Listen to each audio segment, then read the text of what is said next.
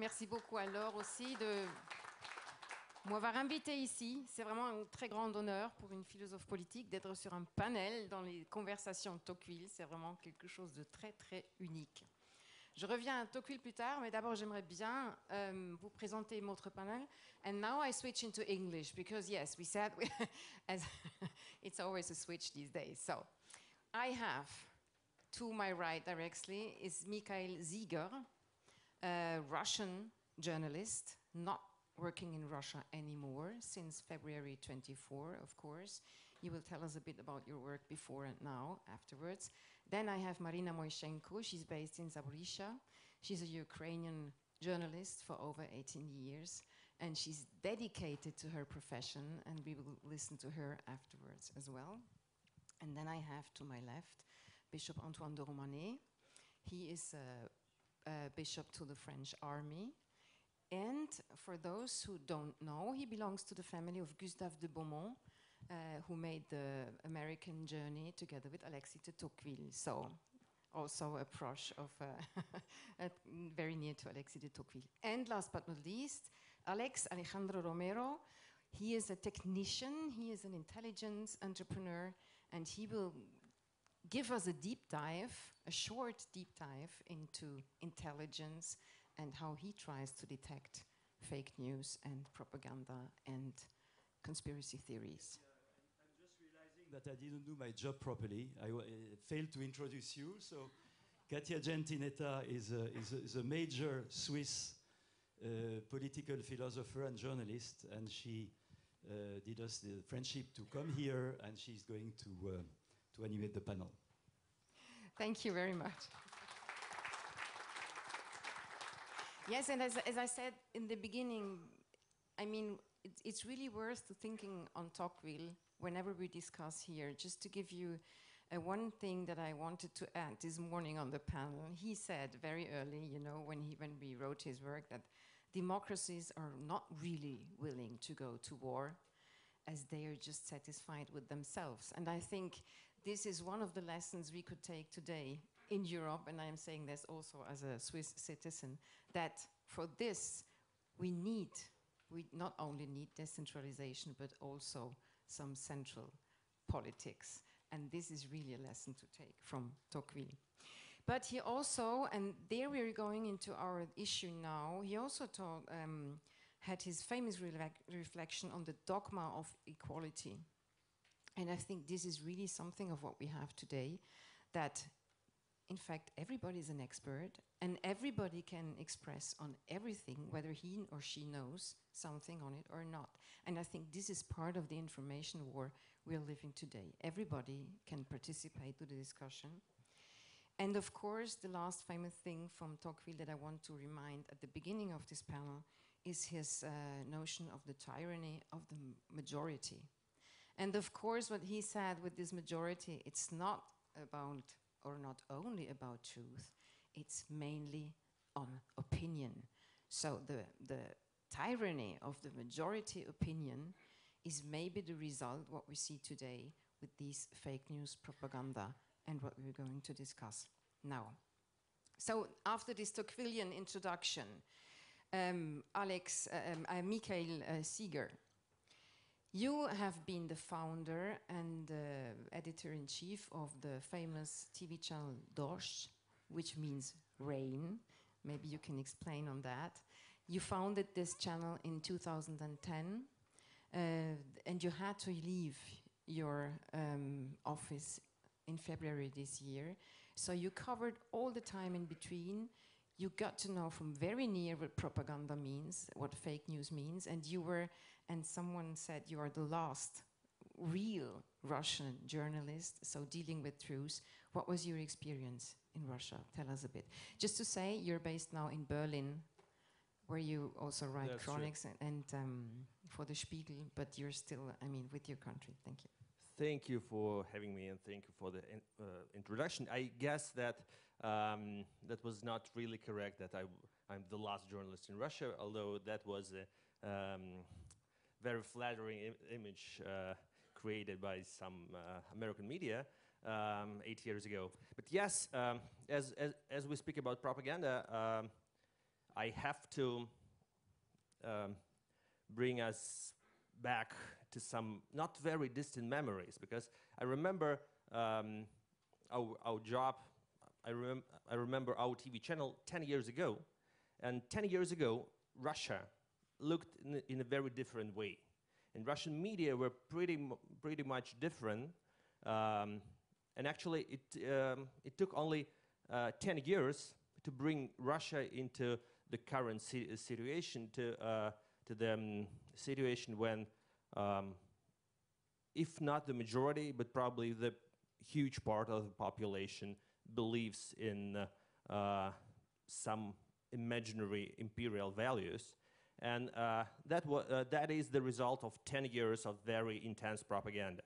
And I clearly remember that 10 years ago, when our TV channel was broadcasting, it was the only Russia's independent news TV channel, and it was broadcasting in several cable networks, satellite networks, and my colleagues and I, we had an illusion that we were prevailing.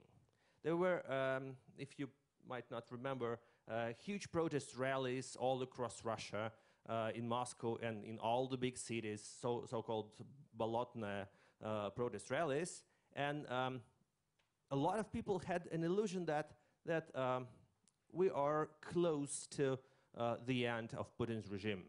That was the moment when hundreds of thousands of people were protesting against Putin coming back to power, coming back as a president of Russia, and probably we were naive, but we were broadcasting in all across the country. We seemed to be very influential, and we had an illusion that our agenda and our values and our vision on the truth and on the independent information was very needed by the audience. And actually, we were the only TV channel to cover all those protest rallies, but the number of people protesting proved us that it was not in vain.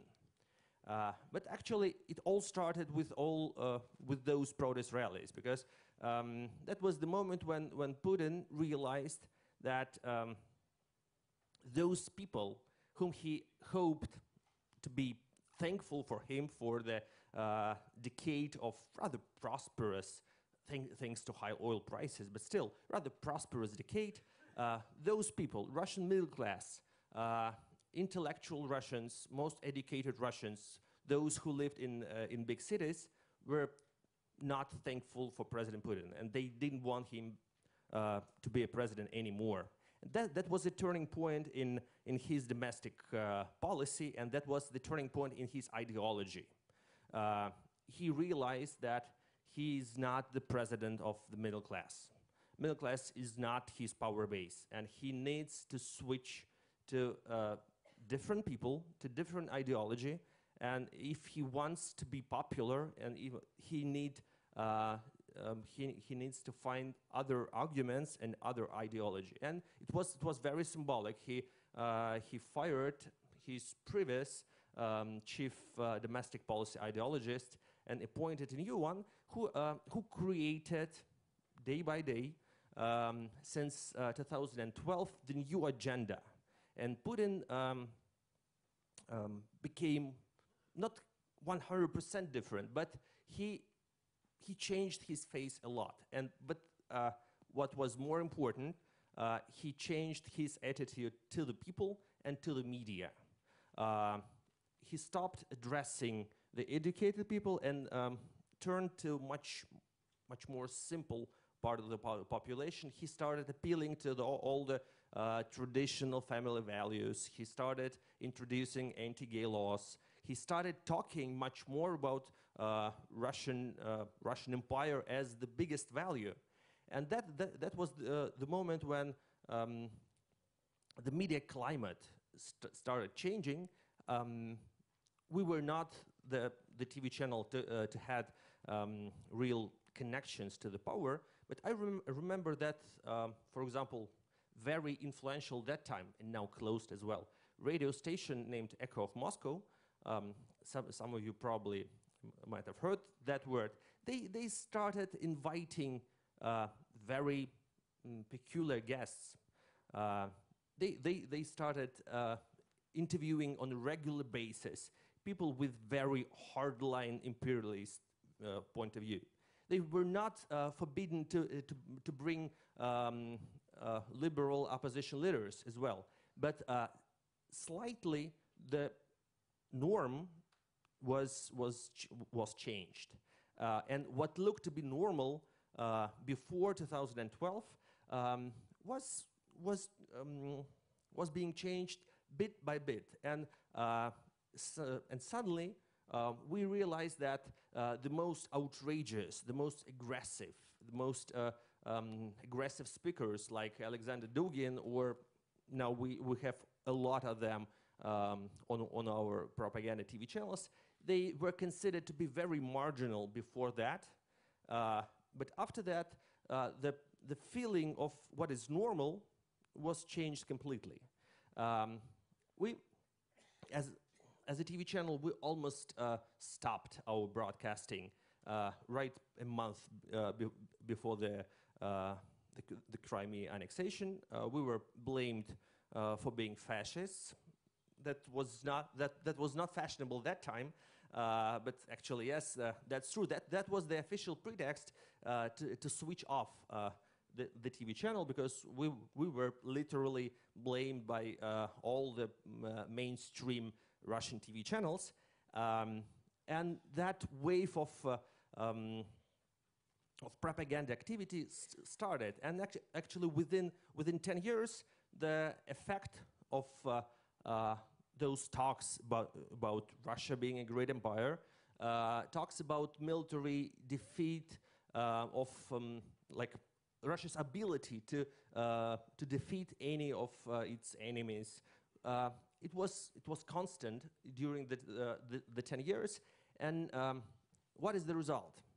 I guess very important result is that the first victims of that propaganda that was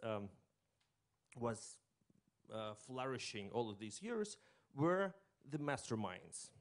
The Russian bureaucracy, Putin himself, his inner circle, they started believing for sure in their own propaganda mantras.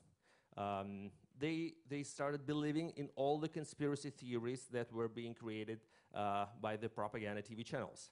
A lot of people that used to be very open-minded started believing all those propaganda TV channels and all those conspiracy theories, but there is other part of the population, and I think I'll tell about that a bit later, that is not probably that do not believe in all those fairy tales they've been fed, and probably they are not 100% contaminated with imperial illusions, but they got another type of effect by that propaganda.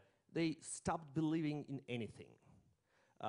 Probably the most important impact of propaganda, and it's very important not only inside Russia but globally as well, because that's the main idea spread by RT, and that's the main idea spread by Russian propaganda all across the globe in the Spanish language in Spanish broadcasting of RT, in RT Arabic, and in other media resources.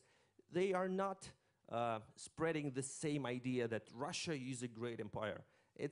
That would be pathetic to spread that belief. They just undermine the idea of truth, and they spread the idea that there is no truth, that everyone is lying, that everything is propaganda, and actually that's I guess the major result of those 10 years. The majority of Russian population definitely does not believe in any kind of truth. They grew such a level of cynicism and they consider every news to be fake news. They, when they hear something they don't want to believe, they consider it another type of fake news. They know perfectly well that Russian TV channels lie, but they prefer such a position that, okay, but everyone lies. This is Russian propaganda, this is American propaganda, this is Ukrainian propaganda. It's so complicated. We're not supposed to distinguish what is right and what is wrong. And I think that result of that continuous work that was lasting only for 10 years is much more harmful for the future generations of Russians. And I'm afraid that idea is becoming much more popular all around the world. Thank you. Thank you very much. I mean, I think you, yes. I think you really showed us in a nutshell what it means to educate people over 10 years in just disregarding reality and truth. We will come back to that. But my next word goes to Marina Moishenko, as I already said. She's based in Zaporizhia, and since the beginning of the war, she's also working for the AFP, for the Agence France Presse. So she really, the work she does for her own people, but also for the West. So I'll give you the floor to present your work, and you also have some video, a little video to show what you do. Thank you. Hello, I'm pleasure to be here, and I will speak in Russian, sorry. Спасибо большое за приглашение. Во-первых, да, действительно, телевизионная ложь, я полностью согласна со своим коллегой, она толкает к ненависти, и мы констатируем тот факт, что она толкает, в принципе, к тому, чтобы люди брали в руки оружие. И Yes, I know, the translator is sitting next to her, but in fact, we thought you were going to tell all this in English, the presentation, but... Je vais traduire vers le français. J'ai un peu plus l'habitude de travailler avec le français qu'avec l'anglais. Donc, ceux qui ne comprennent pas, il y aura la traduction simultanée. Donc, ça va être double translation. Donc, Marina 16, je suis d'accord avec Michael Zigar qu'il y a énormément de fake news, de cette propagande qui génère la haine. И таким образом именно телевизионная ложь превращает обе стороны и заставляет нас называть друг друга то нацистами, то фашистами. Et c'est vraiment ce mensonge télévisé qui nous pousse à s'appeler mutuellement fascistes ou nazis. Очень многие лидеры мнений разделяют точку зрения России сейчас, и в то же время мы видим колоссальную поддержку Украины. Это все благодаря тому, что мы формируем информационное поле. Да, с двух сторон, но формируем. Oui, et donc il y a beaucoup d'influenceurs qui partagent la propagande russe, mais en même temps, il y a un très fort soutien de l'Ukraine. C'est parce que le travail est mené des deux côtés. Il y a d'une part donc le travail russe, mais il y a aussi le travail ukrainien. Но, как мне кажется, в Украине сейчас более сильное оружие в руках. Это оружие называется «правда». Mais je crois que l'Ukraine a une arme beaucoup plus forte parce que cette arme, c'est la vérité de ce qui se passe sur le terrain. И, используя это оружие, Украина сейчас имеет все шансы для того, чтобы приобрести поддержку во всем мире. Et l'Ukraine utilise cette arme parce que c'est cela qui lui permet d'avoir le soutien à travers le monde. Для нас очень важна общественная поддержка в первую очередь, потому что люди для людей. Et nous avons besoin, bien sûr, du soutien de l'opinion publique parce que ce sont des gens qui supportent, qui soutiennent d'autres gens. И если говорить о том, что началась информационная война, и когда мы, журналисты, вышли на поле своего боя, то это однозначно произошло после 2014 года. Как сказал мой коллега, происходило и раньше, просто мы не вовремя это поняли. Et en fait, nous nous sommes mobilisés en tant que journalistes ukrainiens et nous avons commencé à participer dans des batailles d'information. Malheureusement, comme l'a dit mon collègue, on aurait dû commencer plus tôt à partir de 2012 et ça, nous ne l'avons pas compris à temps. И сейчас, конечно же, авторитет Украины страдает в первую очередь от того, что мы получаем колоссальное давление со стороны пропаганды российских СМИ. Et bien sûr, aujourd'hui, l'image de l'Ukraine souffre parce qu'il y a cet énorme travail de propagande de la part des médias russes. И очень важно и волнующе то, что помогает формировать точку зрения среди европейцев, это те телеканалы, которые уже, и не только телеканалы, ресурсы, которые уже были заблокированы в Европе, но все же продолжают вещать по спутнику и продолжают влиять на сознание людей. Et bien sûr, il a été très important que dans l'espace européen, on a interdit les chaînes de pure propagande comme Russia Today, RT et Sputnik, mais on ne les a pas complètement neutralisées. On peut encore avoir des informations, soi-disant informations, qui sont diffusées par eux. И, безусловно, мы понимаем, что 24 часа в сутки и 7 дней в неделю ведется эта работа. Et nous savons très bien que ce travail de propagande du côté russe est mené 24 heures par jour et 7 jours sur 7 par semaine. Естественно, то, что мы уже успели увидеть и прочувствовать на себе за эти последние 10-8 лет, это 7 сформированных тезисов, которыми оперирует наш информационный противник. Et donc pendant ces 10 ou 8 ou 7 ans, nous avons pu constater que nos adversaires utilisent 7 grandes thèses pour gagner la bataille d'information. Ну, для примера, один из тезисов, который все время, будем говорить, интегрирует в свои репортажи, все материалы, это то, что в 2014 году в Украине произошел государственный переворот, это о том, что никаких солдат на Донбассе нет, и Украина, в принципе, уничтожает себя саму, что очень смешно. Et par exemple, l'une de ces thèses très importantes, c'est une thèse datant de 2014, une thèse qui dit qu'il n'y a pas eu d'influence ou d'intrusion russe dans le Donbass et que donc dans les combats, l'Ukraine s'autodétruit en se battant contre le Donbass. Et pourquoi elle le fait? Parce que en 2014, selon les thèses de la propagande russe, c'était un coup d'État. Le Maïdan aurait été un coup d'État. И то, что Россия все время пыталась сформировать в сообществе европейском, это в первую очередь о том, что Украины как такового государства суверенного нет, это всего лишь часть России и часть постсоветского пространства.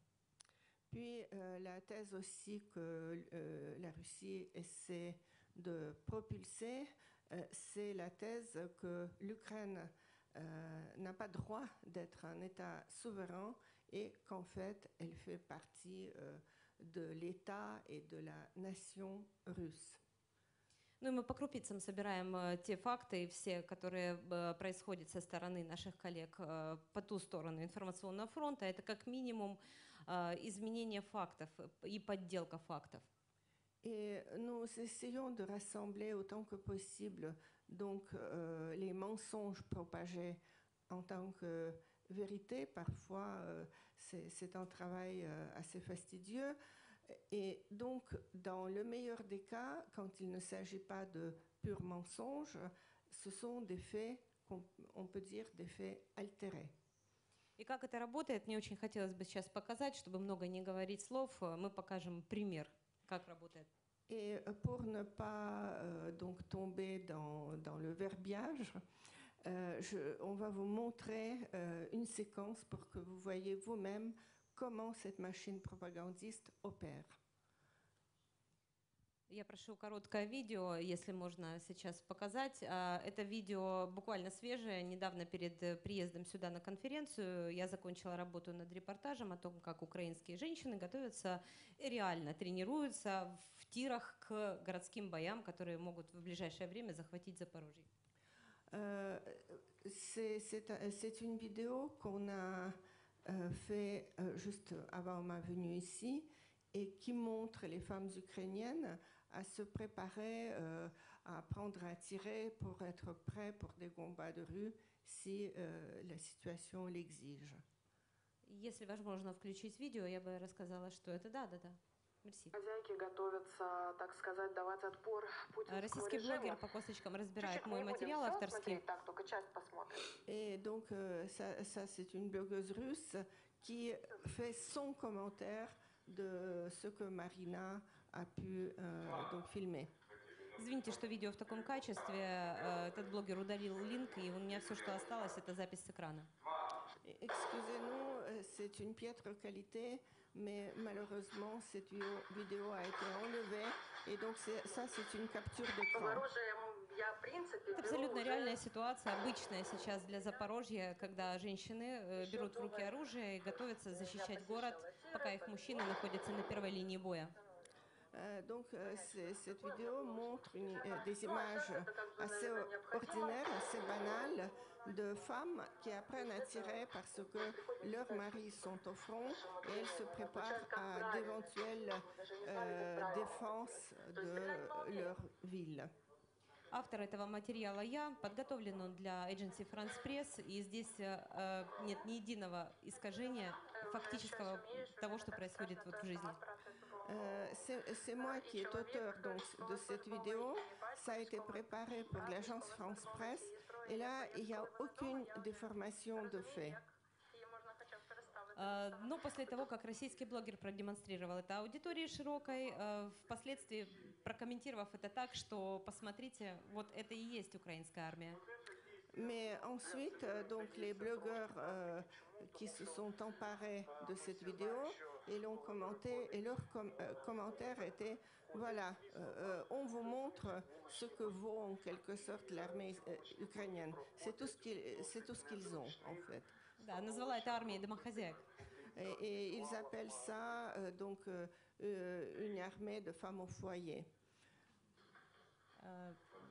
Назвать ли это изменением фактов? Если можно, вот пару слов девушке переведите, пожалуйста. Вы пишете, что там вот кто-то пишет, я бы относился к этому серьезно. Да нет, я бы к этому серьезно не относилась, просто потому что это показуху такую все напоминает. Понятное дело, что там, да, мобилизацию, да, все больше граждан попадают под вот эту категорию тех, кого можно мобилизовать. Там уже и в школах они проводят какие-то. Voilà, donc la dame elle dit que tout ça montre en fait que c'est pas une armée sérieuse. On mobilise qui on peut, on mobilise les femmes, on mobilise même des enfants dans les écoles. Это то, что было на поверхности, чтобы глубоко не мониторить эту историю, это так просто для примера. Donc ça, c'est juste un exemple parmi d'autres.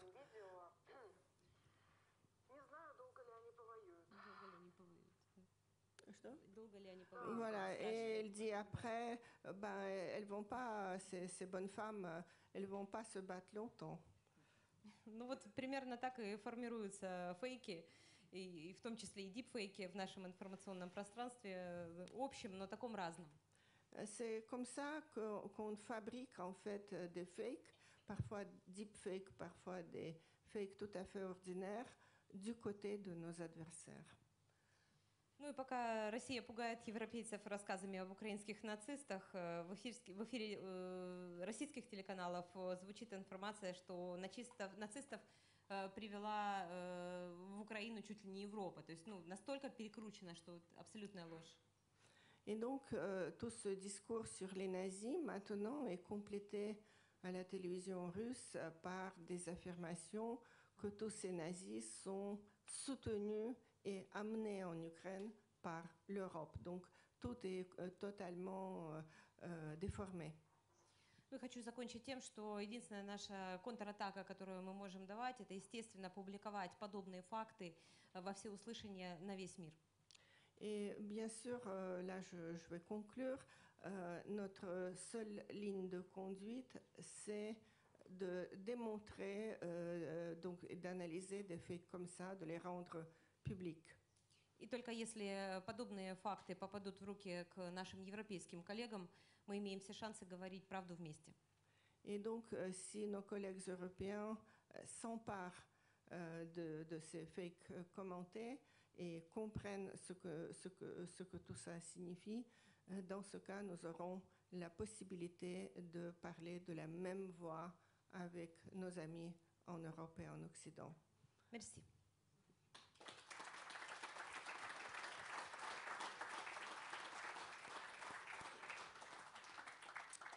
Thank you very much, Marina, for this insight. I mean, many of us saw pictures and videos, and this is a very good example of how something can be switched. And now I will switch to a technical person, to a technical specialist, an engineer, and you, Alex, you work with technical media means to detect fake news. And of course, you will present us something, and of course, the question that I have after seeing this, and many of us, would you have been able to detect this as a fake? Thank you very much. Apologies for not being able to do this presentation in French.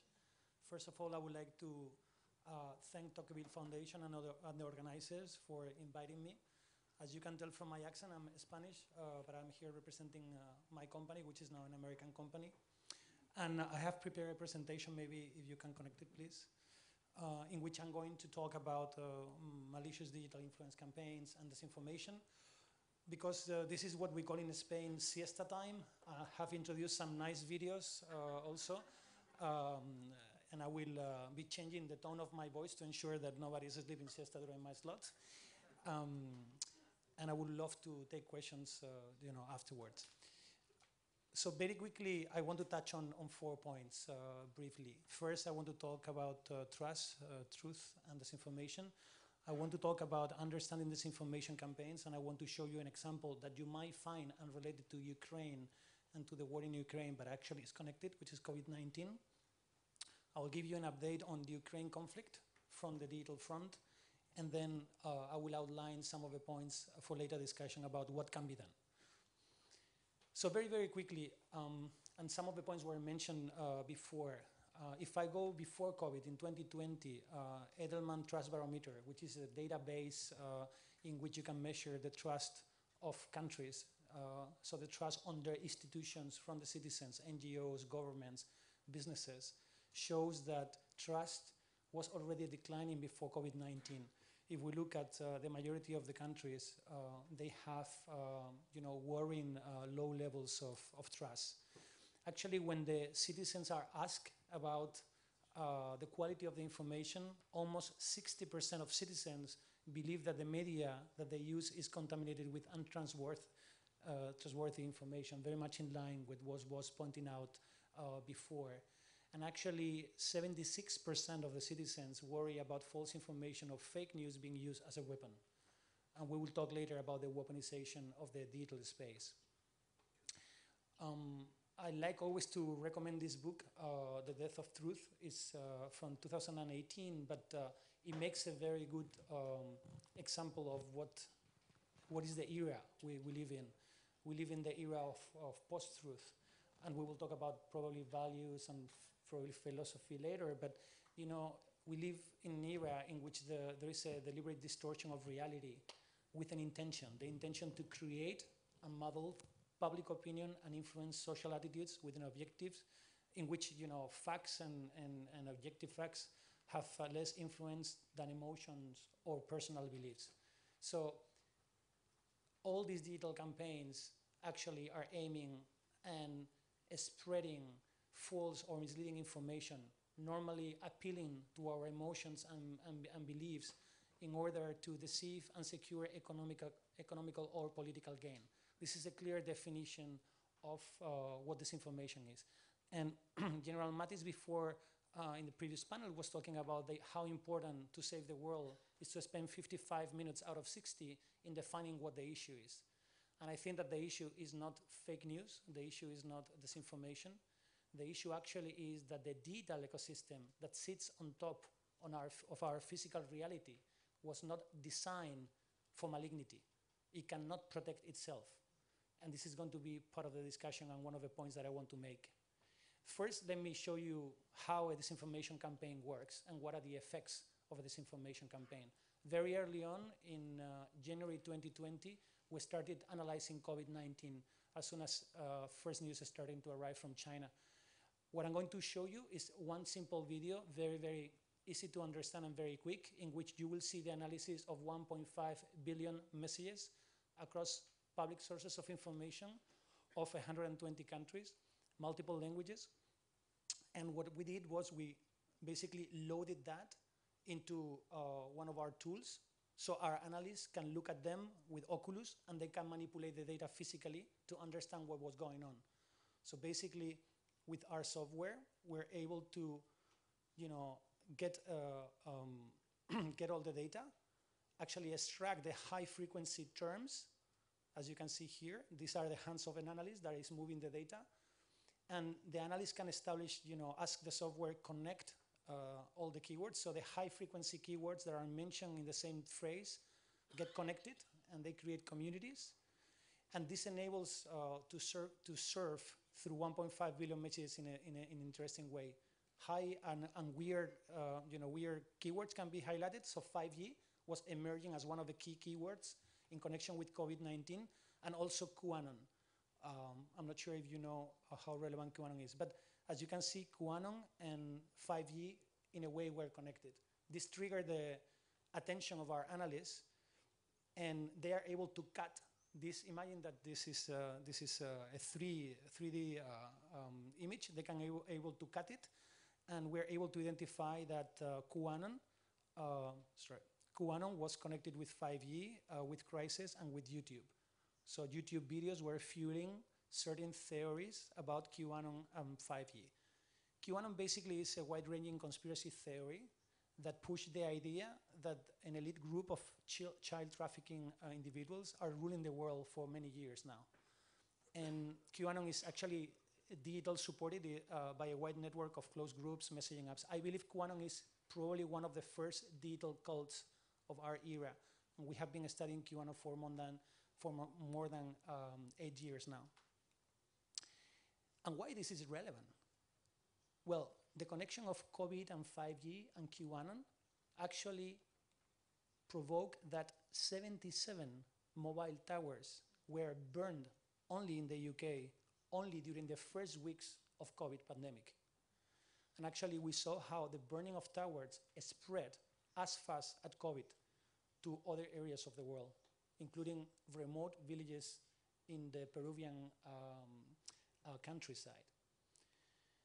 So 5G and disinformation and COVID was, a form of manipulation around fake science, conspiracy theories, and New World Order. There was a clear call for action for people to burn towers. And QAnon actually is strongly connected with an example that you all know, which is the call for physical actions in connection with the Capitol siege and attack of the Capitol buildings. And QAnon is not only operating in surface. COVID has proved that there is a strong connection between the internet and the areas of the internet normal people do not see, like dark web and deep web. For example, there are dark markets of COVID vaccines. You can buy, COVID vaccines. We were actually tracking the price of fake COVID vaccines during the pandemic, or you can buy fake vaccination certificates. So it's not only an issue about Twitter or Facebook or YouTube. There are under layers of the digital ecosystem in which illegal trade is happening and is connected with what's happening also in the surface. So why I told you this is because that infrastructure that has enabled multiple disinformation campaigns to run is still active and is now being used for multiple purposes. One of them, the Ukrainian war.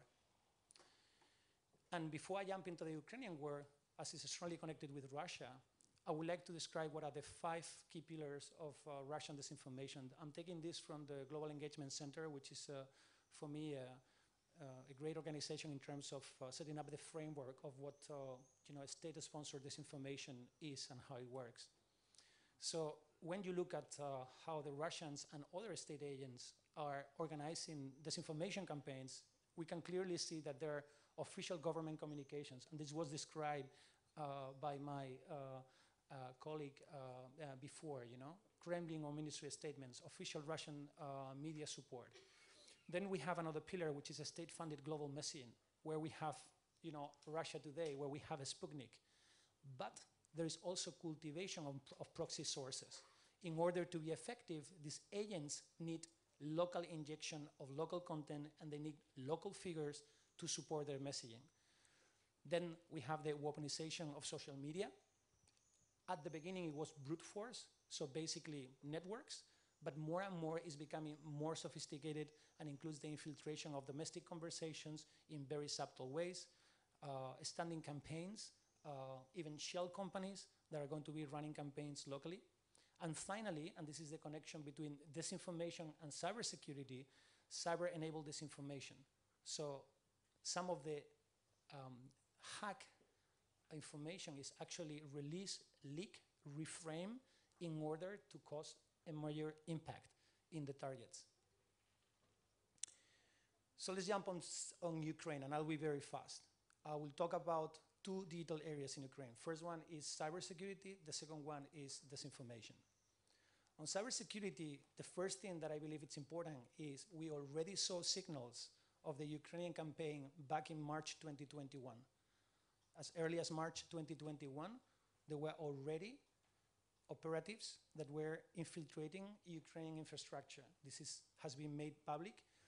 And actually, as of June 2021, so 1 year ago, Ukraine was already the second largest, the second most targeted country, but what is called state actors or nation states, bad actors.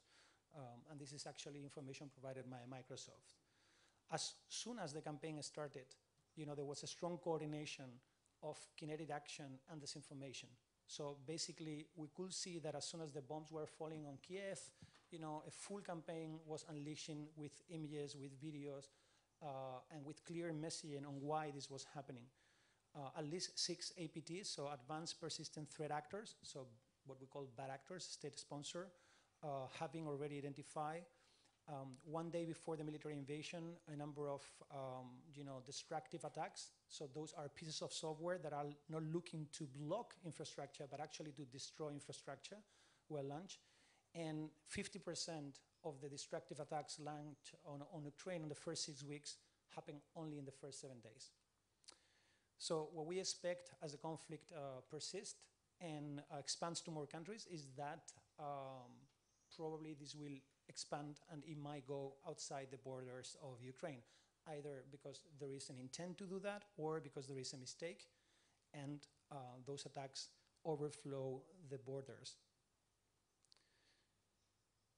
Disinformation is also increasingly relevant, and there is, in my opinion, a false sentiment that the information war is being won by the West.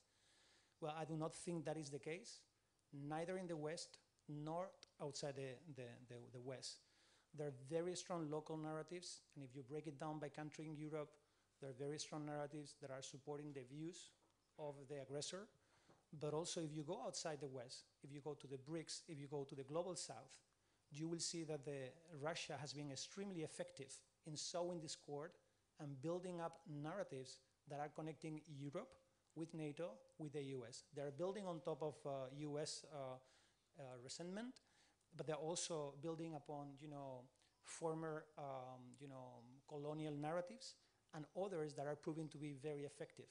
And as per the comments below, it's going to take years to change the mind of the individual subject to this. China has been actively supporting Russia's narratives and conspiracy theories. Very early on, from Chinese government-related media to China's diplomats, the famous wolf warriors, as well as embassies, have been amplifying in an uncritical way some of the narratives. And I want to highlight the fact that Chinese apps and Russian apps are playing a critical role. TikTok it's a very important app outside the digital bubble of Russia. Has been very, very relevant. And then Telegram also is playing a critical role on both sides of the conflict. Here you have some examples of high-traffic Telegram groups that we know are coordinated and operated by official Russian agencies or state sponsor. And note the fact that I included one in Spanish. So we are observing high activity in Spanish, French, English, even Arabic. You have here also some examples of what's going on YouTube. We look at the most shared content within the public conversation globally, and we see how views that are really uncritical with what's going on in Ukraine that align very much with the Russian narratives in a coordinated way are being spread. So what can be done? And I'm finishing. Well, there are many things that can be done. Possible strategies that have been discussed in the industry include take down malicious content. That also includes advertising. Some of the operatives that run disinformation campaigns live out of the advertising revenue that their own viral content generates. I think also in the industry we need to have a discussion about how to adapt algorithms and delay virality. We need to work more on the attribution of authorship. So when you are looking at the Twitter or when you're looking at a message, understand who is behind this and who is financing the machine, the algorithm, or the individual that is posting that. Definitely the deterrence. There's almost no deterrence as of today, and there's almost no friction to launch these campaigns. Also media literacy, raising awareness among the population of what are the implications and damage to our democracies and values of these campaigns, and of course, amplify verified and trusted sources of information. So we balance the debate. And I want to finish with one important point. In my opinion, everything that has been discussed here in the last hours, in the last days,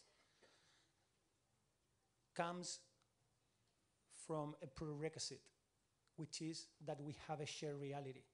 If we do not have a shared reality about what's going on, about what are our values, about who to trust, about the validity of our institutions, it's going to be extremely difficult after the summer with a potential energy shock, with a potential economic shock, to persuade anybody of anything. Because, and I'm building up on what was said before, as Anna Harold said, the ideal subject of totalitarianism is not the convinced Nazi or the convinced communist. It's people that are unable to distinguish between fact and fiction, between true and false. Those are the guys that are going to be making decisions in September, in October, in November, our co-citizens. And those are the targets of these disinformation campaigns. They're trying not to persuade them of anything. They're trying them to give up of understanding what's true and what's false. Thank you.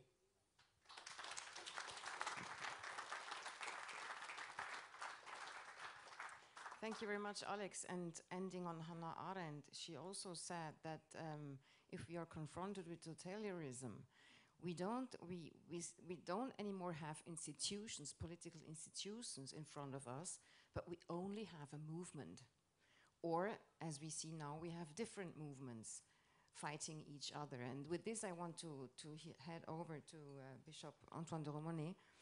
I mean, you have maybe the most distant view on war, just because of your education and because of your position. We had Cold War, we had Hot War, we are now in a real hot war. We are in an information war, and we are, as we were shown there and there now, in a polarized situation that societies are polarized to have a weapon. So what is your notion of war? What is your lecture of war today in this technicized and in this totalized world? Voilà, je pense qu'il ne pouvait pas y avoir de meilleure introduction que la citation d'Hannah Arendt au propos que je voudrais tenir avec vous. Ni paix ni guerre, propagande ou vérité. Qu'est-ce que la paix ? Qu'est-ce que la guerre? Où est la propagande? Où est la vérité? Paix et guerre, conflits intérieurs, conflits nationaux, conflits internationaux. Liberté ou servitude, liberté ou esclavage, liberté ou idolâtrie. Propagande ou vérité, qu'est-ce que la vérité? Et d'une certaine manière, à cette heure du jour, esprit, es-tu là? La paix, est-ce que c'est la victoire des forts sur les faibles? Est-ce que c'est la paix des cimetières? Est-ce que c'est la continuation de la guerre par d'autres moyens? Ou parle-t-on au contraire de la paix des frères ou de la paix des cœurs? On passe, dans la réflexion stratégique de ces derniers temps et accentuée par la crise en Ukraine, du schéma paix, crise, guerre, au schéma compétition, confrontation, affrontement. C'est-à-dire tout simple, c'est décisif. Paix, crise, guerre, moment extrêmement séquencé, et au fond, ce n'est qu'en période de guerre qu'on fait véritablement appel à l'armée, et dans ces cas-là, l'armée prend tous les pouvoirs. En France, en cas d'état d'urgence, c'est le gouverneur militaire de Paris qui prend le pas sur le préfet de police de Paris, et ainsi dans toutes les régions de France avec les officiers généraux de zone de défense. L'armée qui est supposée pouvoir assurer une continuité et une résilience, quelle que soit la situation. Mais lorsqu'on est en situation de paix, l'armée est priée d'aller tranquillement s'entraîner dans des bacs à sable et de ne pas trop déranger. Et les dividendes de la paix, depuis 30 ans, ont montré cette extraordinaire illusion dans ce désarmement qui a été magnifiquement souligné à de nombreuses reprises, comme quoi on a séquencé les affaires et mis l'armée tout à fait de côté. Ce que l'on réalise aujourd'hui, c'est que la situation de relations entre les pays, qu'il s'agisse des alliés ou qu'il s'agisse d'autres, est une situation de compétition permanente sur tous les registres, économiques, financiers, industriels, technologiques, normatifs, culturels, d'influence. Il n'y a pas d'alliés, il n'y a pas d'amis, il n'y a que des alliés qui ont des intérêts et qui ne sont pas toujours alignés.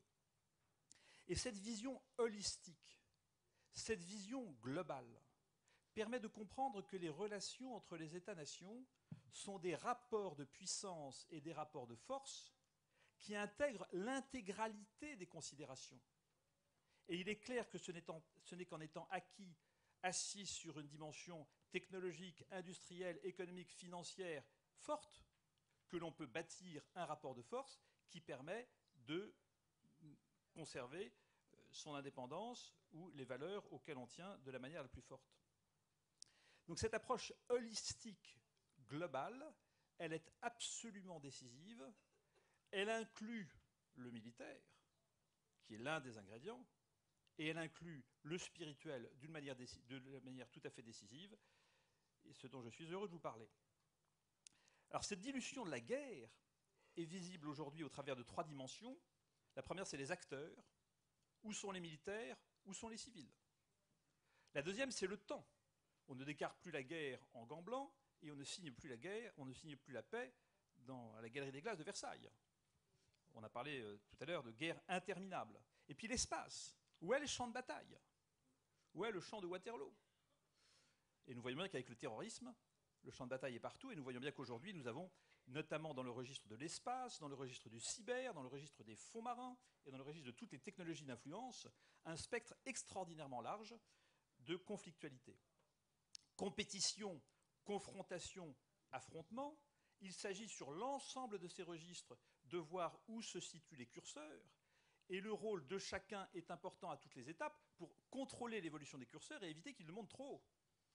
La France vient d'embaucher, entre guillemets, 5000 cybercombattants qui sont à l'évidence sur le front en permanence et qui participent de cette réalité globale.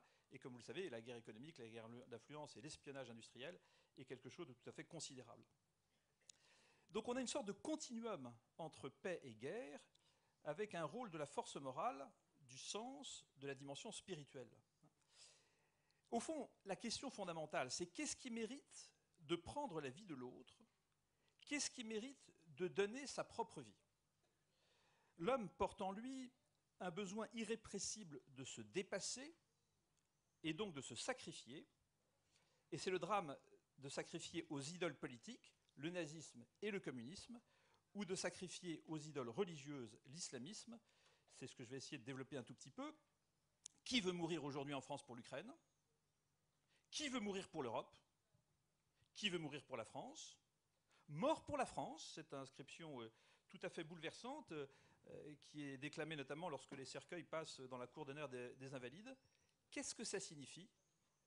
Qu'est-ce qui mérite véritablement d'engager sa vie? Eh bien, c'est le refus d'un État totalitaire, sans liberté, qui fait que la vie ne vaut plus d'être vécue. Ça touche le politique, l'histoire, la géographie, la sociologie, le droit et le spirituel. Et ça nécessite d'avoir cette capacité à saisir que le réel, dans sa totalité, paix et guerre, est travaillé par des forces hétérogènes, rationnelles et irrationnelles, matérielles et spirituelles, objectives et subjectives, et souvent changeantes. Ce qui illustre que notre sujet, paix et guerre, ne peut pas s'envisager en silo, ne peut pas s'envisager en spécialité. Nous voyons bien que toutes les crises modernes, des subprimes au fipronil, c'est le problème d'une compréhension en silo, là où la vision globale est absolument incontournable pour apprécier la situation dans laquelle nous sommes. Alain Juppé nous a dit hier, le combat n'est pas d'abord militaire ou économique, mais idéologique. Et j'ajouterais, et plus encore spirituel. Quelles sont nos convictions en termes de liberté, en termes de droits de l'homme, en termes de sens, de transcendance? Il nous a été dit aussi hier que pour Poutine, l'idée libérale est morte, avec cette décadence de l'Occident qui bafoue les valeurs morales et familiales. Quelles sont nos valeurs? Sommes-nous prêts à défendre nos valeurs? Encore une fois, qui est prêt à mourir pour la France? L'Europe est-elle prête à choisir entre la servitude volontaire et l'autonomie libérale? La question a retenti ici ces dernières heures. Et nous voyons bien qu'il n'y a pas d'Europe puissance, ce sera la vassalité, soit vis-à-vis des États-Unis, soit vis-à-vis de la Chine.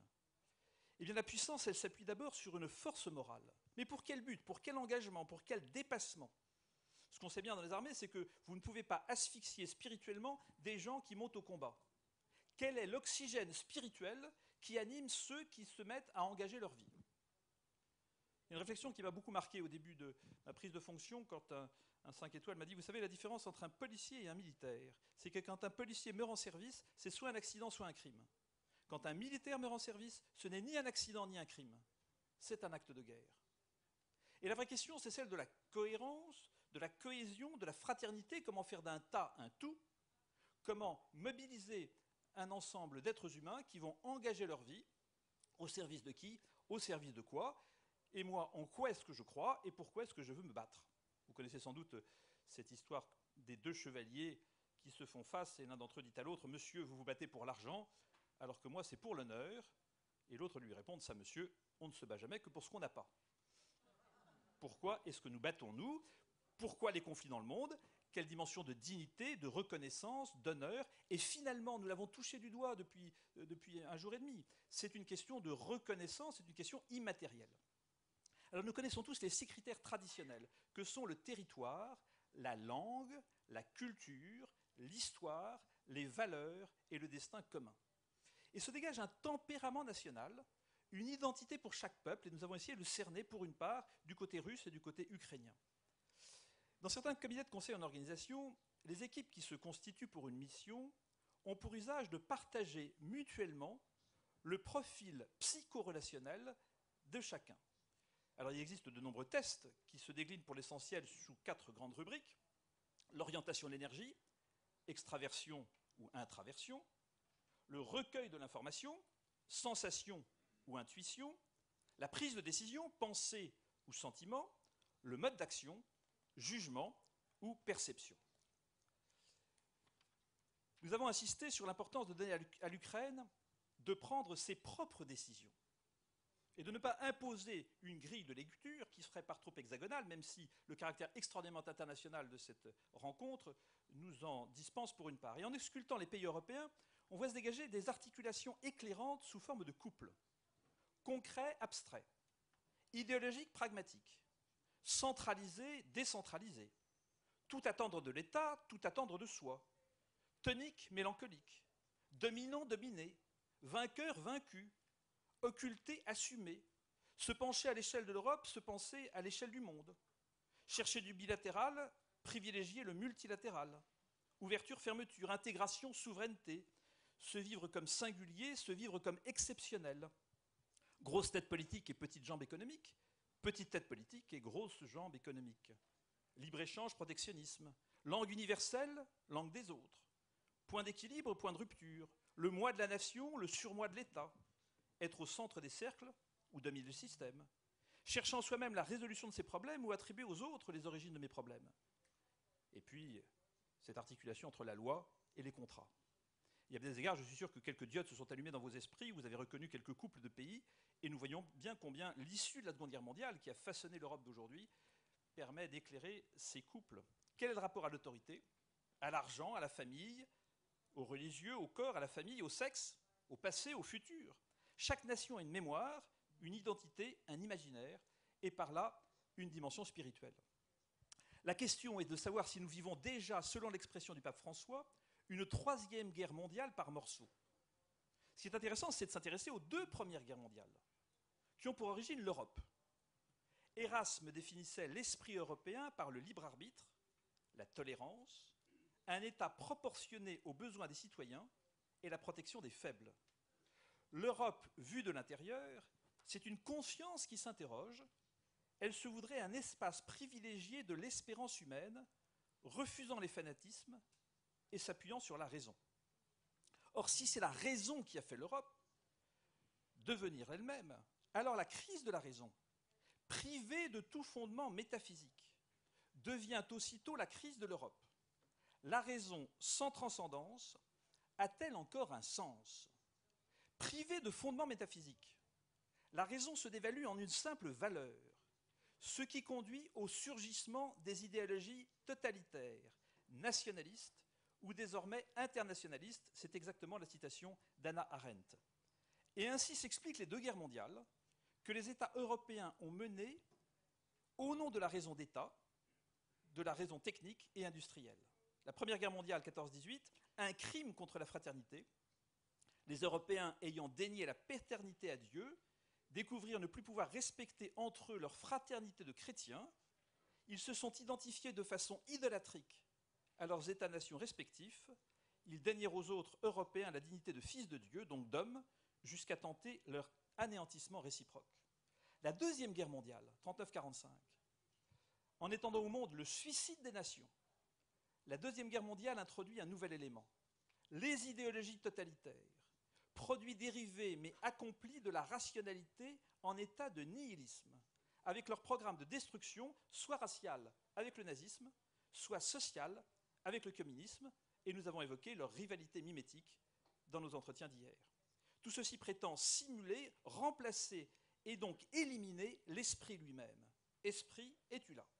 Il n'est pas certain qu'avec la chute du mur de Berlin et la mondialisation économique, elle n'ait pas repris et radicalisé ce déni idéologique de l'esprit. Cette asphyxie spirituelle d'un Occident perclus de matérialisme et d'individualisme, c'est le discours d'Harvard que nous avons évoqué hier, face à une Russie Christ des nations et sauveur du monde. À ceci s'ajoute en interne un islam pétri de transcendance qui vomit ce monde de consommation qui le tient à distance. Alors au fond, et je conclus là, toutes les grandes questions contemporaines, l'eau, l'air, le climat, la biodiversité, les ressources carbone, tout ça c'est à l'échelle du globe. La fraternité ou la mort, à bien des égards, cela devient incontournable. Je termine juste par une image encore. Nous avons aujourd'hui, au sens du traité de non-prolifération, et on a parlé souvent du nucléaire, et le nucléaire a été évoqué à de nombreuses reprises, nous avons au sens du traité de non-prolifération 5 États officiellement dotés de l'arme nucléaire, la Russie, la Chine, les États-Unis, la Grande-Bretagne et la France. 4 pays ont dans les faits franchi le Rubicon. Israël, l'Inde, le Pakistan et la Corée du Nord. Nous avons donc 9 États effectivement nucléaires aujourd'hui. Je vais vous dire une horreur, un truc insensé, qui j'espère va vous aider à réfléchir. Nous avons une bombe par religion. Nous avons la bombe de tradition catholique à Paris, la bombe anglicane à Londres, la bombe protestante évangélique à Washington, la bombe orthodoxe à Moscou, la bombe juive à Tel Aviv, la bombe hindoue à New Delhi, la bombe sunnite à Islamabad, la bombe confucéenne en Corée et en Chine, en attendant la bombe chiite en Iran. Qu'est-ce que ça veut dire? C'est que ça serait un peu facile pour les responsables religieux, notamment les évêques catholiques aujourd'hui en France, d'injoindre le gouvernement français de parler au gouvernement russe. Nous savons que les diplomates n'arrivent pas à se parler. encore moins en ce moment. Si nous ne sommes pas capables d'entrer en relation avec les orthodoxes russes, de s'asseoir ensemble et de se dire qu'est-ce que nous voulons pour notre futur, pour nos enfants, pour le monde, qui nous est confié à tous en gérance, ce dialogue interreligieux, avec l'ensemble des spiritualités du monde, il est de nature à briser les postures, à permettre à l'opinion publique mondiale aussi de se manifester et de faire pression pour que nous réfléchissions à l'échelle du bien commun, c'est-à-dire que certains acceptent de se départir d'un certain nombre de leurs acquis au profit d'un bien plus grand. La dimension spirituelle, nous le voyons, elle affleure de part en part, elle est absolument essentielle. Qu'est-ce qui mérite de donner sa vie? Qu'est-ce qui mérite de prendre la vie de l'autre? Si je n'ai pas une dimension de transcendance, je reste à la maison dans le confort du chat qui tourne en boucle sur lui-même. Quelle est la force morale de nos nations? Comment sont-elles capables de peser? Comment sont-elles capables, par l'ensemble de leurs forces économiques, financières, sociales, juridiques, technologiques, normatives, de peser dans le dialogue mondial? Est-ce que nous avons foi en ce que nous sommes ou est-ce que nous sommes déjà résignés? Telle est la question qui se pose à chacun d'entre nous, à nos pays et pour le monde au sens le plus large. Merci de votre attention.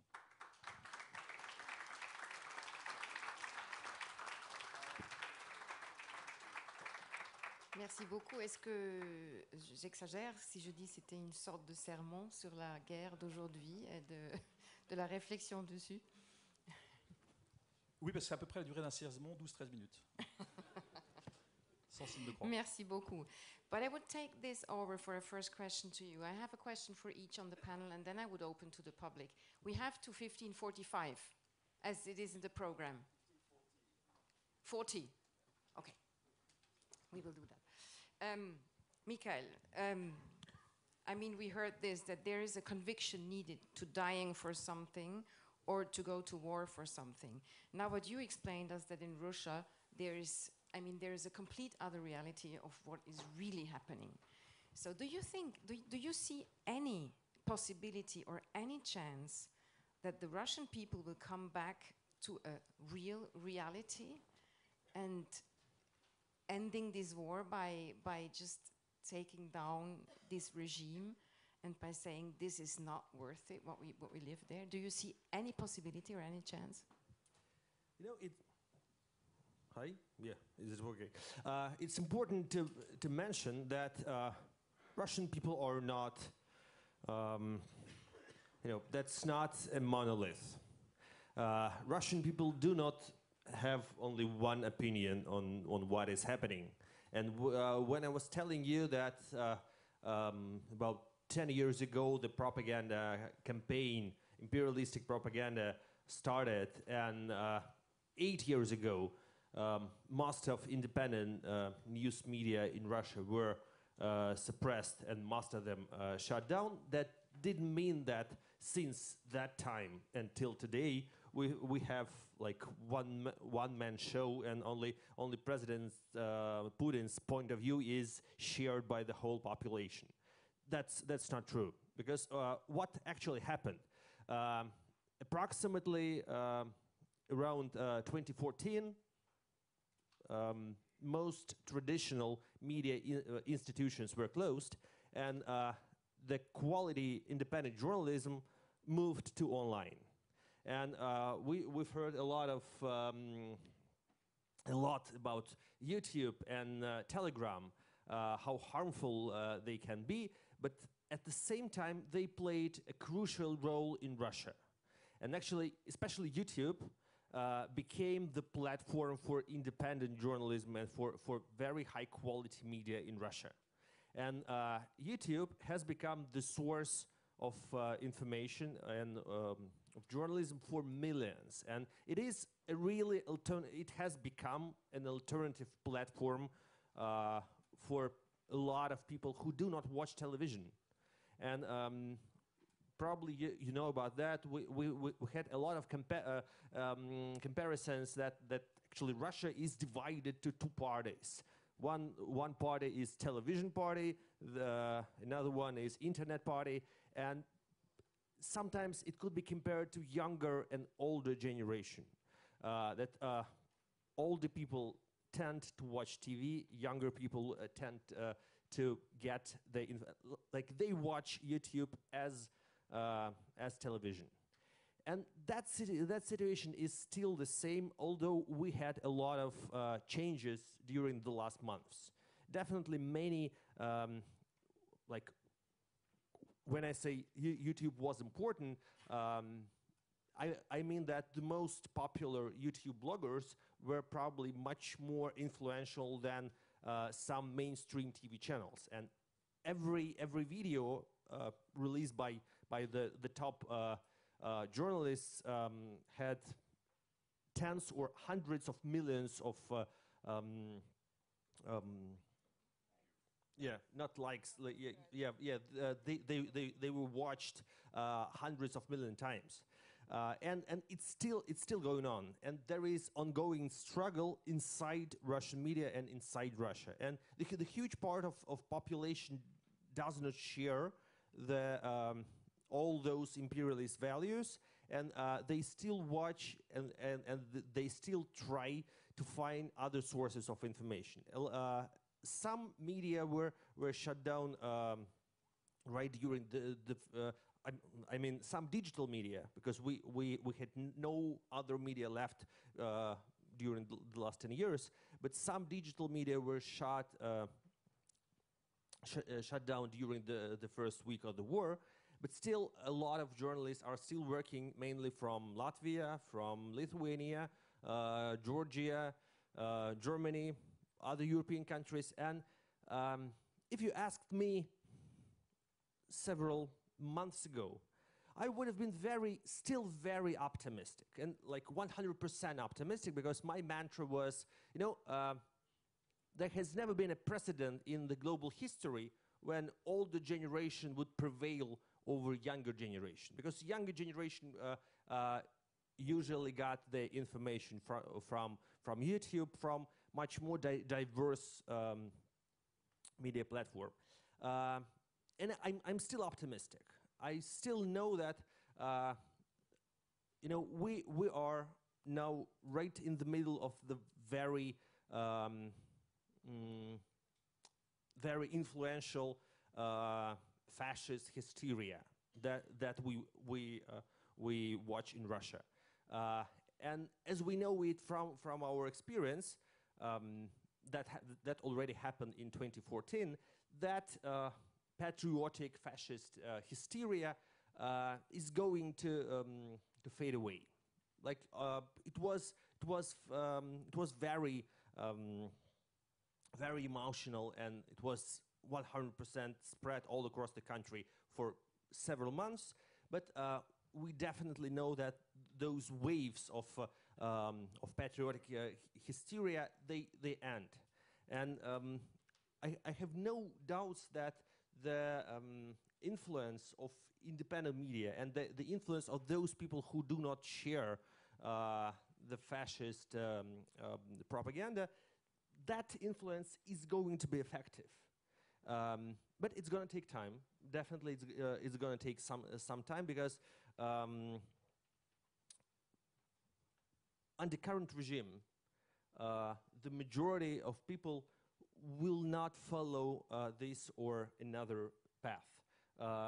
I truly believe that the number of the believers, of those people who really follow Putin's mindset and take it seriously and really believe in the sacred Russian Empire, that's not the majority of population. That's something like 10%, and another 10% is those people who have left or who are thinking about leaving, who do not share that agenda, and who oppose the war actively. And then we have that 80%, and that's our battlefield. That's the battlefield for propaganda journalists and for independent journalists. Telegram, unfortunately, is the platform that is mostly controlled by propaganda. YouTube is the platform that is mostly controlled by, mostly inhabited by independent journalism. That's why we're still not sure if it's going to be blocked in Russia or not. But probably it's not going to be blocked very soon, because the Russian analog root tube is not functioning and they can do nothing to make it alive. But it's going to be very long spiritual war, and I think that it's only on us. Like it's important to find a cure and to find some way to treat the majority of Russian population, and only Russian journalists, Russian media, Russian activists, and Russian politicians could do that. Thank you. Thank you. I mean, this is a voice of hope, if I understood you right. Absolutely. Go on, hang on, and take the time needed. You are in Ukraine, Marina, and you are fighting for truth in Ukraine. You're working with the Agence France-Presse. Do you also feel fighting not only a fight for Ukraine and freedom in Ukraine, but also for democracy, and democracy not only in Ukraine, also in the West, in Europe? Конечно, для нас это важно, потому что мы, в первую очередь, когда мы боремся за правду, мы следуем и преследуем принципы демократии. Bien sûr, c'est très important quand nous nous battons par la vérité, nous suivons les principes démocratiques. Если мы поддерживаем свободу слова в нашей стране, если она возможна сегодня, если мы создаем контент, который соответствует реальному фактажу, и мы живем по закону, то, естественно, мы опять же идем по пути демократии. Et si nous créons des contenus qui correspondent à la vérité, aux faits, bien sûr, ça veut dire que nous suivons la voie de la démocratie. Но нам совсем немного сложнее идти по этому пути, когда нас контратакуют. Mais ce n'est pas toujours facile de suivre cette voie quand nous sommes sans arrêt attaqués. И эти контратаки, как сегодня мы видели на одном из примеров, это очень все просто, явно и понятно. То есть чем ярче факт и правдивее мы публикуем, тем больше мы получаем его обнуление с противоположной стороны. Et nous avons vu aujourd'hui avec la courte vidéo comment ça marche. Plus le fait est clair et donc la vérité ressort, plus nous sommes attaqués par l'autre partie. Так работает сегодня эта формула, и таков наш путь к демократии, к европейским ценностям, но мы не сворачиваем с этого пути. Donc ça c'est notre voie, c'est difficile de combattre cette information, mais nous tenons bon. Thank you very much. Thank you very much. They do their job. Alex, they do their job. Listening to you is Europe, especially, and now I'm not talking about the whole West, but really Europe. Is it ready to defend, to detect, and to defend fake news and propaganda regarding what you do in your work? Well, I think Europe is taking the right steps in the right direction, especially European institutions. From the External Action Service to, multiple institutions are moving in the right direction. For example, there is a 2018 disinformation kind of guidelines. It has been actually revamped or updated in the recent weeks. So there are a number of initiatives that are connecting fact checkers, academia, companies. So I think we're moving in the right direction. Still, I believe that there is, like in everything, room for improvement. I would say, we are better than ever, but we are below where we should be. So on this diplomatic note, so to say, we really have to end here because we're really in delay in this afternoon. So thank you very much. Thank you for your work and especially for your courage. I mean, I think we all have to say that they're very courageous people.